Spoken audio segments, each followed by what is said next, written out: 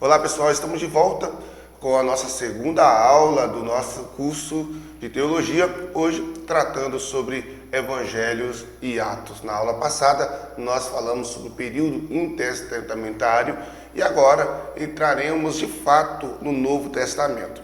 Porém, como nós sabemos que o Novo Testamento ele é representado não apenas pelas epístolas do apóstolo Paulo ou pelas cartas, pelo Apocalipse de João, mas principalmente pela biografia de Cristo, é importante, nesse primeiro momento, compreender alguns grupos sociais que estavam presentes no momento em que Cristo estava desenvolvendo o seu ministério. Grupos sociais esses que faziam parte tanto da área religiosa quanto dos partidos políticos existentes no momento.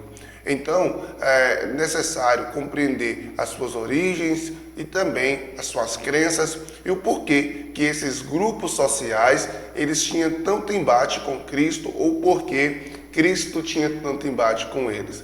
O Novo Testamento é esse momento onde a história de Cristo, a história da igreja, a história de toda a nova aliança, das promessas de Cristo acerca do seu retorno estará acontecendo. O Novo Testamento é onde temos ali um período de 100 anos, onde vai de antes de Cristo, mais ou menos 4 a 5 anos antes de Cristo, até o ano 95, no Império do Domiciano, aquele mesmo que mandou João para a ilha de Patmos. Narra o nascimento da igreja, o nascimento de Cristo, narra exatamente o nascimento dessa oportunidade que Deus está dando àqueles que aceitaram, àqueles que receberam o Evangelho por intermédio da crença na palavra de Deus, onde Cristo vai anunciar as coisas que iriam acontecer no final do mundo.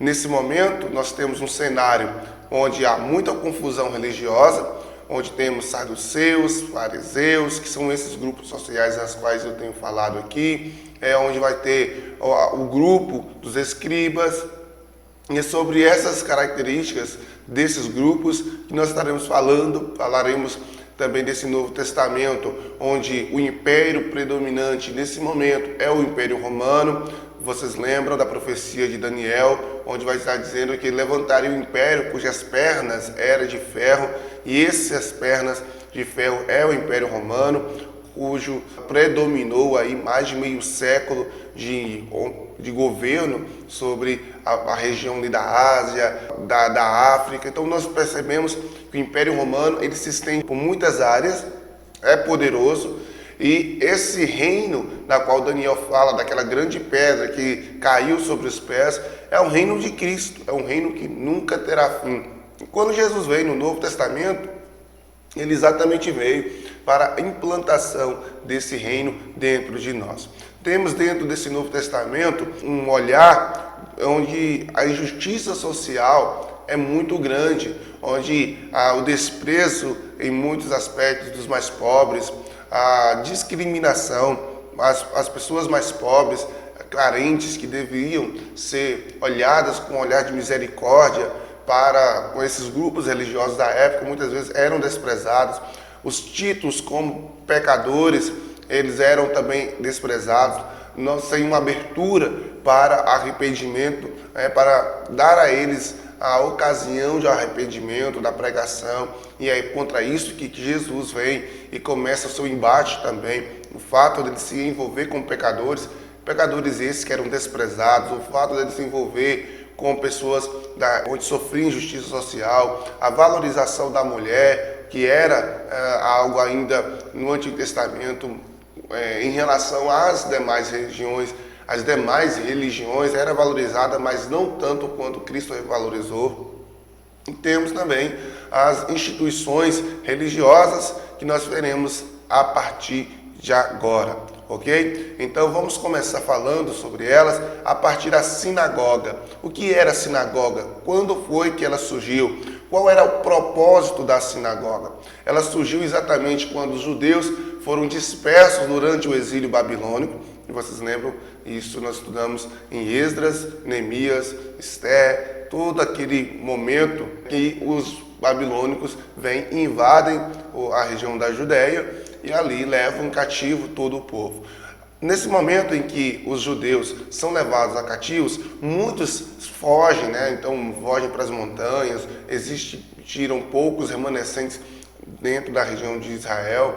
Então, esses grupos, onde houvesse mais de 10 famílias de judeus, precisavam ali, ou era obrigatório, deveriam, enfim, construir uma sinagoga. E essa sinagoga seria o lugar de reunião para oração e estudo da Escritura. A sinagoga tinha essa finalidade também, o estudo. Era uma escola teológica desse momento, onde se instruía não apenas adultos, mas também crianças, a lei do Senhor. Era o centro da vida dos judeus após a destruição do templo em 586.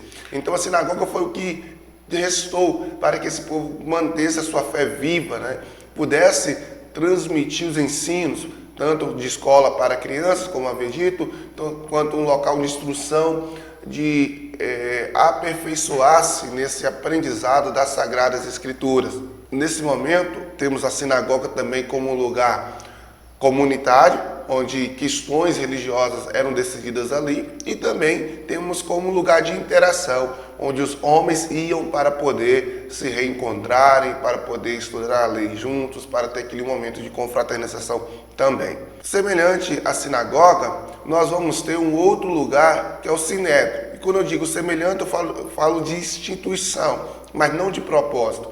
Se a sinagoga tinha um propósito mais educacional, um propósito de interação, o sinédrio era o STF da Judéia, exatamente. Era a Suprema Corte dos judeus, onde eles ali reuniam para poder lançar sentenças sobre algumas questões que aconteciam em toda a região da Judéia. A origem dela é incerta. Se nós temos a origem da sinagoga durante o exílio babilônico, durante ali a dispersão dos judeus, o sinédrio nós não temos uma referência clara quando começou a ter o sinédrio.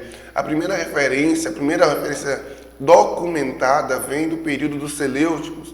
E quando nós falamos Seleucos, acredito que você, na última aula, percebeu que eles têm uma raiz grega, onde do imperador Alexandre o Grande morre, e aí o império dele é dividido em 4 partes, cujos 2 dos seus generais acabam assumindo essa região da Judéia. Primeiramente Ptolomeu e depois Seleuco. O povo de Seleuco vem estar sendo os líderes. E nesses Seleucidas temos ali o início, ou pelo menos a primeira referência documentada do sinédrio. Só podiam fazer parte dele judeus de nascimento, então era muito restrito à comunidade judaica. Nós temos os líderes que ali exerciam seu mandato de maneira vitalícia, na quantidade de 70 em um. Temos também o sumo sacerdote, que presidia as reuniões, o principal juiz ou jurista desta ordem do sinédrio. E ao contrário do Antigo Testamento, onde o sacerdote seria da origem que viesse de Arão, como foi estabelecido lá no livro de Êxodo. No Novo Testamento, nós temos um sumo sacerdote que não é especificamente da linhagem de Arão, que não segue esse padrão do Antigo Testamento. O sumo sacerdote, ele é alguém nomeado pelo imperador do reino que ali estava. Se nós olharmos, por exemplo, o período dos Macabeus, nós teremos ali sumos sacerdotes sendo nomeados pelos imperadores dos Seleucidas, da mesma forma, ou alguém que se auto-intitula sacerdote e, por fim, sumo sacerdote. Teremos agora no Novo Testamento o Império Romano nomeando o sumo sacerdote que estaria ali gerindo todo o sinédrio. Então temos essa diferença no aspecto do Antigo Testamento quanto do Novo. Nós temos ali o sinédrio assumindo a jurisdição somente da Judéia. Se nós lembrarmos da Judéia, da Pérea, Galileia, que é toda aquela região de Israel, somente o sinédrio atuava na Judéia e dava a palavra final acerca de assuntos onde eles interpretavam a lei.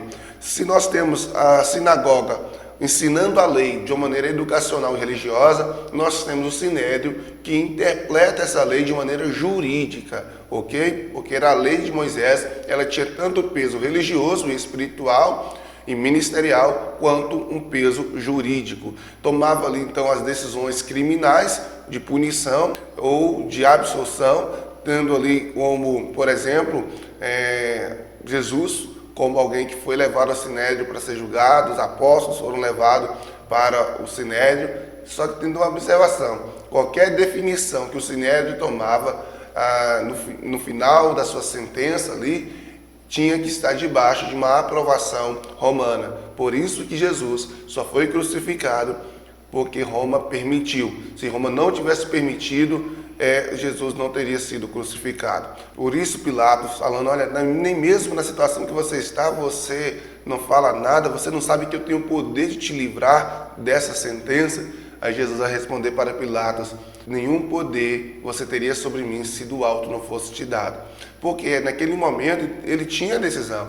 Jesus já tinha sido condenado pelo Sinédrio, agora só precisava de uma permissão romana para ser crucificado, e foi isso que aconteceu. Então nós temos essas duas instituições dentro do Novo Testamento bem presentes no momento do ministério de Jesus. E essas instituições eram compostas por, como nós falamos aqui, por judeus, e esses judeus tinham seus grupos políticos. Então, o primeiro deles aqui que estaremos falando são os fariseus, mas depois falaremos também sobre os saduceus e outros. E esses grupos políticos é que frequentavam esses lugares, tanto a sinagoga quanto o sinédrio. E é tanto que é nesses lugares onde ensinava-se a lei que o apóstolo Paulo, de alguma forma, aproveitava em suas viagens missionárias para falar da palavra de Cristo, no ensinamento de Cristo, até porque ele, antes de se tornar um apóstolo, ele foi também um líder religioso dentro dessa comunidade judaica. Assim, então, sobre os fariseus, nós vamos dizer acerca deles que eles eram separatistas. Por que separatistas? Nós precisamos entender o cenário cultural da época. Nós temos aqui um Novo Testamento, onde temos o Império Romano, com seus deuses, suas crenças, seus valores, porém o Império Romano, onde temos aí muita influência helenista, ainda do período dos Seleucos, ou do período de Alexandre o Grande. Lembramos que as investidas de Alexandre o Grande deu-se porque ele queria helenizar todo o império que ele era gestor, que ele era imperador. Quando nós falamos de helenizar, falamos na aula passada, que é ensinar a cultura grega por onde ele conquistasse a filosofia grega, de Aristóteles, de Platão, que tudo é dessa época. Então, quando nós temos essa filosofia tomando conta do mundo, e aí por isso chamamos de helenismo, chega em Israel a ponto de que, lá na revolta dos Macabeus, Matatias, ele rejeitou essa influência helenista juntamente com seus filhos, e por isso deu-se a revolta dos Macabeus, como vimos na aula passada. Essa influência perdura dentro do Império Romano, e agora os fariseus, eles rejeitam essa influência, por isso que eles são considerados ali separatistas, né? Então, esses judeus são mencionados no período macabeu, a primeira vez, porque exatamente por causa dessa influência, essa guerra dentro do período macabeus, e os fariseus se abstêm do helenismo e acaba buscando por zelar mais da lei, inclusive um zelo mais hipócrita do que propriamente um zelo bíblico, um zelo verdadeiramente honesto. Eles sustentavam a doutrina da imortalidade, a ressurreição do corpo, a existência do espírito, acreditavam em anjos, e essas doutrinas são antagônicas ao pensamento helenista. Então, eles acreditavam nesses princípios esses que são notórios nos ensinamentos de Jesus. Eles esperavam a vinda do Messias, também criam na recompensa e o castigo na vida futura, sustentavam a graça divina que era derramada somente por aqueles que fizessem o que a lei mandava. Sua religião enfatizava a observância de atos externos em detrimento da disposição do coração. E aqui está a chave do embate entre Cristo e fariseu, porque eles eram muito mais de observar, de serem totalmente voltados para práticas exteriores e esquecendo de cuidar do interior. Jesus vai chamar isso de sepulcros caiados, que por fora havia uma aparência de religiosa, pois por dentro as suas ações eram podres, né? Então, dentro desse embate, nós temos alguns pontos de conflito que podem ser mencionados. Por exemplo, a sua tradição oral, que superpujava a lei, acabando invalidando a lei. A sua falta de compreensão quanto à guarda do sábado, porque eles eram extremamente rigorosos com o sábado, muito mesmo. Até lembramos aí do caso quando Jesus curou um aleijado no sábado e diz: levanta, toma tua cama e anda. Eles ficaram, olha, enraivecidos exatamente porque viu o homem carregando a cama após ser curado, negligenciaram a cura. Para eles, naquele momento, o rapaz foi curado, bacana, mas por que você está caminhando com essa cama? Então, eles eram extremamente conservadores nesse aspecto, puramente ortodoxos, demais, além do limite, né? Então temos as questões da impureza, a questão da hipocrisia, da humildade. Eles eram totalmente egoístas no aspecto da salvação, orgulhosos, né? Eles chegaram a um ponto de orar em suas orações, agradecer por não ser samaritano, os homens agradecer por não ter nascido mulheres, né? Então não ter nascido pobre. Então eles eram muito orgulhosos, faltava-lhes humildade. A questão da aceitação dos samaritanos, dos gentios e dos pecadores, que eles rejeitavam essas classes como classes inferiores. Então Jesus teve esse confronto com os fariseus dentro desse conceito. Mas em tudo isso, nós, ao analisarmos os fariseus e os saduceus e outros, nós temos aí os fariseus tendo uma maior paixão para com a lei, coisas que os saduceus não tinham. Exatamente porque os saduceus estavam muito mais ligados a influências externas, ao helenismo que estava sendo propagado desde a entrada dos gregos dentro da Palestina.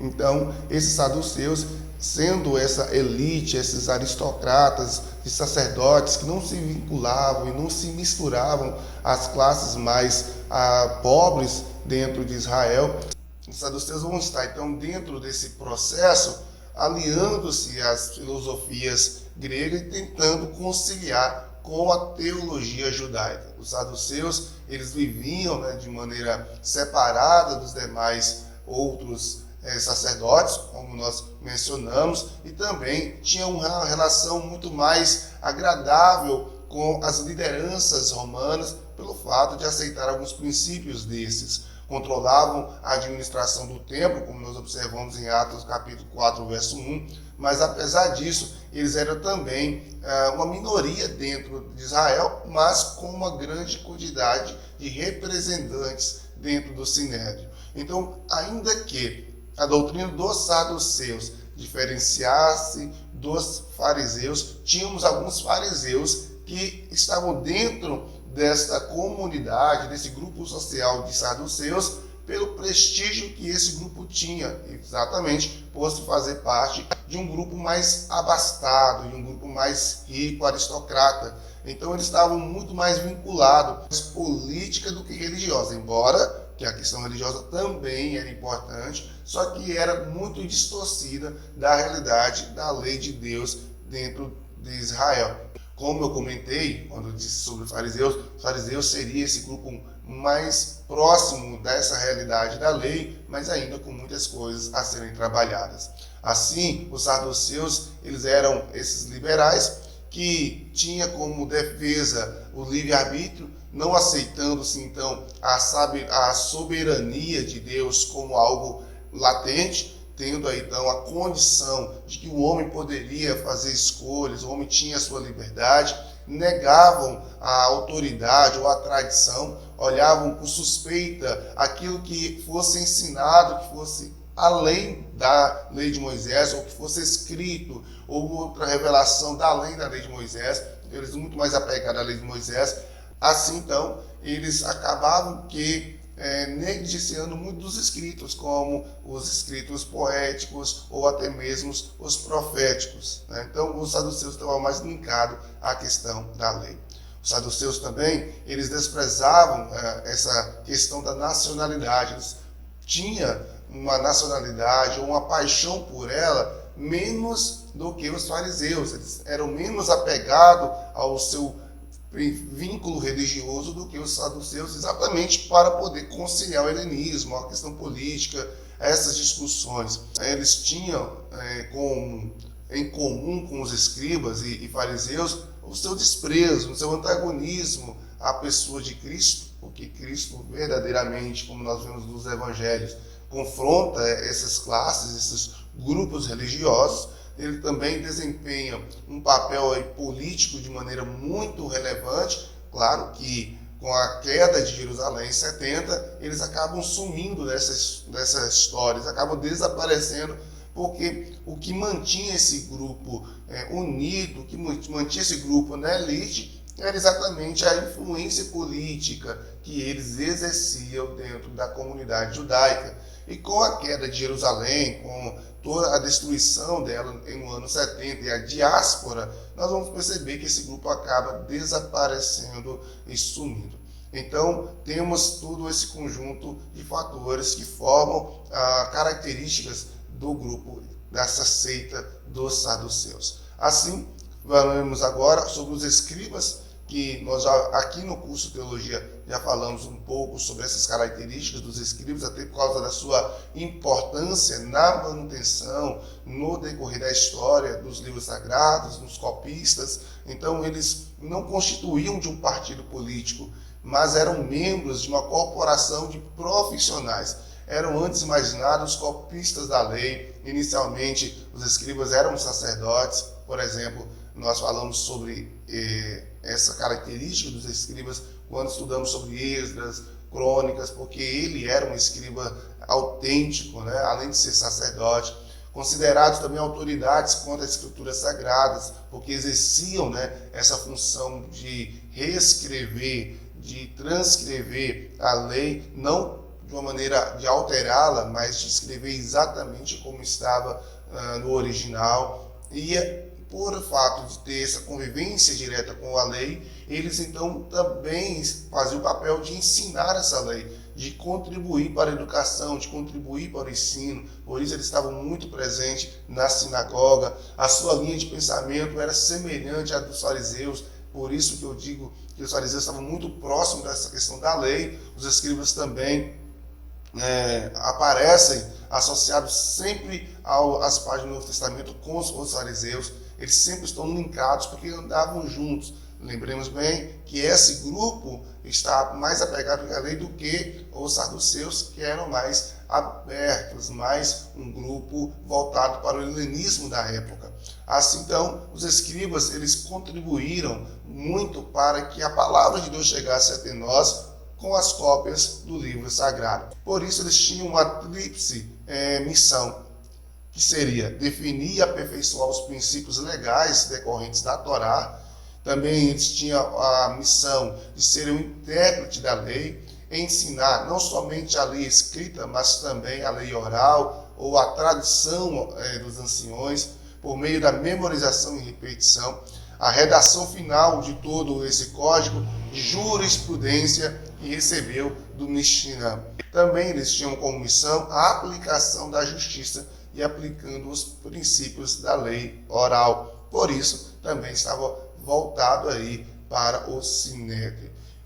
Em suma, esses são os escribas que aparecem no Novo Testamento com esse papel e com essas finalidades.